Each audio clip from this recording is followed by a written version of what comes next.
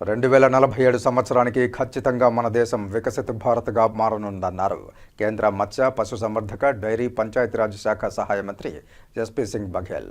తిరుపతిలో కురబ కులస్తుల ఆత్మీయ సమావేశానికి ముఖ్య అతిథిగా కేంద్ర మంత్రి పాల్గొన్నారు. ఈ సందర్భంగా కేంద్ర మంత్రిని కురబ కులస్తులు ఘనంగా సన్మానించారు.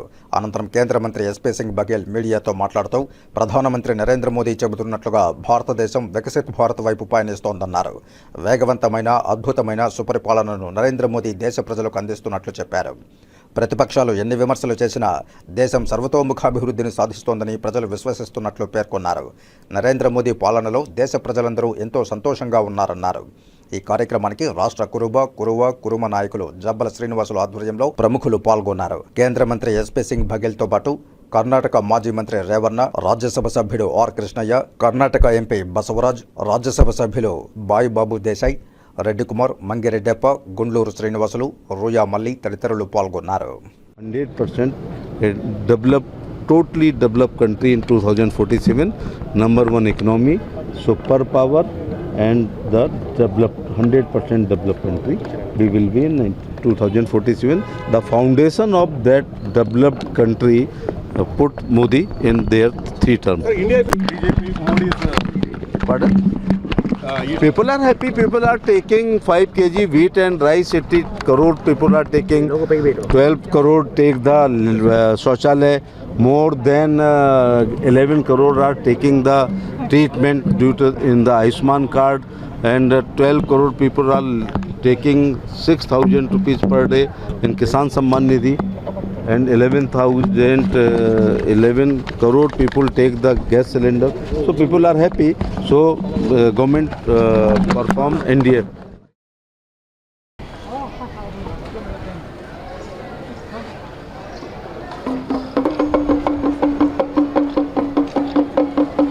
బీసీలకు చట్టసభల్లో రిజర్వేషన్లు కావాలని, బీసీలకు 76 సంవత్సరాల తర్వాత కూడా ఈ దేశంలో న్యాయం జరగడం లేదు. ఏ రకంలో కూడా ఈ దేశం లోపల బీసీలకు చిన్న చూపు చూస్తున్నారు. ప్రత్యేకంగా కుర్మ కులాన్ని కూడా చాలా వెనుకబడి ఉన్నది. దీని అభివృద్ధిగా ఈరోజు శ్రీనివాస్ నాయకత్వం లోపల కుర్మ సంఘం నాయకులందరినీ, దేశంలో ఉన్న అందరి నాయకులు, గుజరాత్, కాశ్మీర్, మధ్యప్రదేశ్, ఉత్తరప్రదేశ్, కర్ణాటక, గోవా, అన్ని రాష్ట్రాలు, ఛత్తీస్గఢ్, అన్ని రాష్ట్రాల నుంచి ఈ గొర్రెకాపుల సంఘాల నాయకుల నుంచి ఎంపీలను, మాజీ ముఖ్యమంత్రులను, మాజీ మంత్రులను పిలిపించి ఈ కులాన్ని చైతన్యం చేయాలనేది. ఈ కుర్మలు కూడా బీసీలో ఒక వర్గం, ఒక కులం. కుర్మ కులంతో పాటు బీసీలో ఉన్న అన్ని కులాలను కూడా అభివృద్ధి చేయాలి. ఇటీవలనే ప్రధానమంత్రిని, కేంద్ర ప్రభుత్వాన్ని నిలదీశారు. 76 ఏళ్ల తర్వాత కూడా బీసీ కులాలను అభివృద్ధి చేయాలని అని చెప్పి ఆగస్టు 6, 7 చలో ఢిల్లీ ప్రోగ్రాం పెట్టినాం. రాజ్యాంగాన్ని సవరించి చట్టసభల్లో బీసీలకు, అసెంబ్లీ పార్లమెంట్ ఎన్నికల్లో బీసీలకు 50% రిజర్వేషన్లు పెట్టాలి. ఈ కులాలకు అన్ని రంగాల లోపల విద్య, ఉద్యోగ, ఆర్థిక, రాజకీయ రంగాల్లో ఈ కులాల జనాభా ఎంత ఉంటే ఆ జనాభా ప్రకారం రిజర్వేషన్లు అన్ని రంగాల్లో పెట్టాలి. విద్యా ఉద్యోగ రంగాల లోపల రిజర్వేషన్లను 27% నుంచి 50% పెంచాలి. అదేవిధంగా పంచాయతీరాజ్ రిజర్వేషన్లకు అడుగున సుప్రీంకోర్టు అడ్డు తగ్గుతుంది. కాబట్టి రాజ్యాంగాన్ని సవరించి లోకల్ బాడీ రిజర్వేషన్లు 56% పెంచాలి. అదేవిధంగా అన్ని రంగాల లోపల, ప్రత్యేకంగా విద్యారంగం లోపల జాతీయ స్థాయిలో స్కాలర్షిప్లు లేవు, ఫీజులు లేవు, హాస్టళ్ళు లేవు, ఫీజు రియంబర్స్మెంట్ లేదు. ఈ స్కీమ్లన్నీ కూడా స్కాలర్షిప్లు లేవు. ఈ స్కీమ్లన్నీ జాతీయ స్థాయిలో పెట్టి పేద కులాలైనటువంటి బీసీలకు విద్యారంగంలో అభివృద్ధి చేయాలని చెప్పి నేను కేంద్ర ప్రభుత్వం మీద ఒత్తిడిస్తున్నా. వచ్చే పార్లమెంటు సమావేశంలో ఈ దేశంలో బీసీలకు జరుగుతున్న అన్యాయాలపై కేంద్ర ప్రభుత్వాన్ని నిలదీస్తే, బీసీలు బిచ్చగలుగారు, వాటాదారులు, అన్ని రంగాల ఓట్లు వేస్తున్నాం, మీకు అధికారం ఇస్తున్నాం, కష్టపడి సంపద సృష్టిస్తున్నాం, అందులో వాటా లేదు. పన్నులు కడుతున్నాం, బడ్జెట్ ఇస్తున్నాం, బడ్జెట్లో వాటా లేదు. ఈ విధంగా ఈ కులంలో ప్రజాస్వామ్య దేశం లోపల ఈ పేద బీసీ కులాలకు అన్యాయం జరుగుతుంది. ఈ కులాలను అభివృద్ధి చేయవలసిన అవసరం ఉందని చెప్పి, అందుకోసం బీసీ కులాల వారీగా అన్ని కులాలు కలిసి పెద్ద ఎత్తున ఉద్యమం చేయాలి. తొందర లోపలే అన్ని రాష్ట్రాల్లో కూడా ప్రతి బీసీ కుటుంబానికి 20 లక్షల రూపాయలు ఉపాధి పథకాలకు మంజూరు చేయాలి. ఎందుకంటే కేంద్ర బడ్జెట్ అంబానీ, ఆదాని, కార్పొరేట్ల కోసం కాదు. ఈ బడ్జెట్ చాలా ఉంది కేంద్రం లోపల. అన్ని శాఖలకు కేటాయించిన బడ్జెట్ మిగిలిపోతుంది. ఈ బడ్జెట్ పేద కులాలకు ఇవ్వవలసిన అవసరం ఉంది. దేశం అభివృద్ధి చెందుతుందంటే కార్పొరేట్ల అభివృద్ధి కాదు, పేద కులాల అభివృద్ధి కావాలి.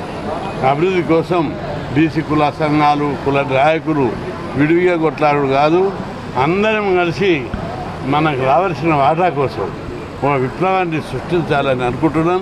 తప్పనిసరి అన్ని కులాలు కూడా కలిసి రావాలని, అన్ని రాజకీయ పార్టీలు కూడా కలిసి రావాలని విజ్ఞప్తి. సార్, ప్రధానంగా రాయలసీమలో కురమ ఈ 3 కులాలు కూడా ఇక్కడ బాగా బలంగా ఉన్నాయి. అంటే అయితే తిరుపతిలో కనకదాస్ విగ్రహం ఇప్పటివరకు ఎక్కడ కూడా ఏర్పాటు చేయలేదు. ఇక్కడ కూడా కనకదాస్ విగ్రహాన్ని ఇక్కడ కూడా పెట్టాలని పెద్దలు చెప్పారు. ఇప్పటిదాకా తప్పనిసరి పెట్టడానికి ప్రయత్నం సార్. అలాగే ఈ రాష్ట్రంలో చంద్రబాబు నాయుడు అమ్మకు వందనం అంటూ తల్లికి ప్రతి బిడ్డకి నేను బీసీ ఉద్యమకారు, బీసీలకు సంబంధించిన అడగండి, రాజకీయాలు వద్దు. ఇప్పుడే ఒకరికి ఇంట్లో ఒక బిడ్డకే ఇస్తానంటా అన్నాడు.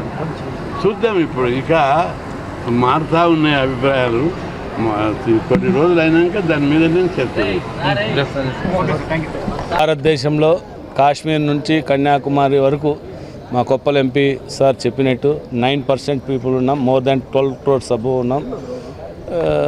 కొత్తగా నూతనంగా ఎలక్ట్ అయిన వాళ్ళకి పెళ్లి స్టేషన్ కోసం నేను ఇండియా వైడ్ అందరినీ తిరిగి ఒక చోటికి రావడం చాలా గొప్ప శుభపరిణామం. దట్టు కలియుగ వెంకటేశ్వర స్వామి సన్నిధిలో వీరికి సన్మానం చేయడం గొప్ప అవకాశం అని చెప్పి భావిస్తున్నాను.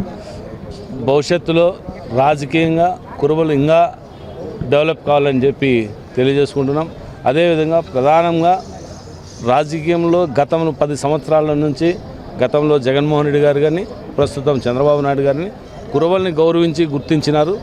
2 ఎంపీలు, గతంలో 2 ఎమ్మెల్యేలు, 1 ఎంపీ ఇచ్చినారు. జగన్ రెడ్డి గారు మినిస్టర్గాని ఇచ్చినారు. ఇప్పుడు చంద్రబాబు నాయుడు గారు రాయలసీమలో కురుబలు అత్యధికంగా ఉన్నాం బీసీలో గుర్తించి జగన్ రెడ్డి గారు 2 ఎమ్మెల్యేలు, 1 ఎంపీ అవకాశం ఇచ్చినారు. అదేవిధంగా చంద్రబాబు నాయుడు గారు 2 ఎంపీలు, 1 ఎమ్మెల్యే ఇచ్చినారు. జనాలు మంచి మెజార్టీతో గెలిచేకుంది. చంద్రబాబు నాయుడు గారు సవితమ్మకి మంత్రి పదవి ఇవ్వడం సంతోషదగ్గ విషయం. భవిష్యత్తులో కానీ ఈ తిరుపతి పట్టణంలో మా ఏకైక డిమాండ్ ఒకటే, అన్ని కులాలకి స్థలాలు కేటాయించినారు. కురుబ కులాన్ని కానీ కేటాయిస్తే దేశంలో ఉండేవాళ్ళు పిలిగ్రిమ్ సెంటర్ ఉన్నాయి కాబట్టి దర్శనాలకు వచ్చేవాళ్ళు ఇబ్బంది లేకుండా మా సొంత నిధులు పెట్టి మీరు జాగా అవకాశం ఇస్తే ప్రభుత్వం తప్పకుండా దాన్ని కనక భవనం, కనక హాస్టల్ ఏర్పాటు చేద్దామని మీ ద్వారా తెలియజేసుకుంటూ ఈ సంపూర్ణ విజయానికి వచ్చిన ప్రజాప్రతినిధులందరికీ, మీడియా మిత్రులందరికీ ప్రత్యేకంగా ధన్యవాదాలు తెలియజేస్తున్నా. జై కురుబ, జై కనదాస. గతంలో డిప్యూటీ మేయర్ గారు ఒక మార్గానికి వచ్చి అన్నారావు సర్కిల్ నుంచి ఆ పార్క్ వరకు కనకదాస్ మార్గాన్ని ఏర్పాటు చేసినారు. అదేవిధంగా మేము అడుగుతానేది కనకదాస్ గారి విగ్రహాన్ని తప్పకుండా గత ప్రభుత్వం నుంచి అడుగుతున్నాం. ఈ ప్రభుత్వంలోనే ఎమ్మెల్యే గారు నాకు చాలా సన్నిహితులు, ఎమ్మెల్యే గారిని అదేవిధంగా ఇతరులను అడిగి త్వరలోనే కనకదాస్ విగ్రహ ఏర్పాటు కానీ కృషి చేస్తామని తెలియజేసుకున్నాను. ధన్యవాదాలు. ಇವತ್ತು ಹಿಂದಿ ಆಲ್ ಇಂಡಿಯಾ ಕನ್ನಡ ಮೇ ಬಾತ್ ಕರ್ತಾ ಹೂಂ ಟ್ರಾನ್ಸ್ಲೇಟ್ ಆಲ್ ಇಂಡಿಯಾ ಕುರುಬ ಸಮಾಜದ ಸನ್ಮಾನದ ಸಮಾರಂಭ ಏರ್ಪಡಿಸಿದರು.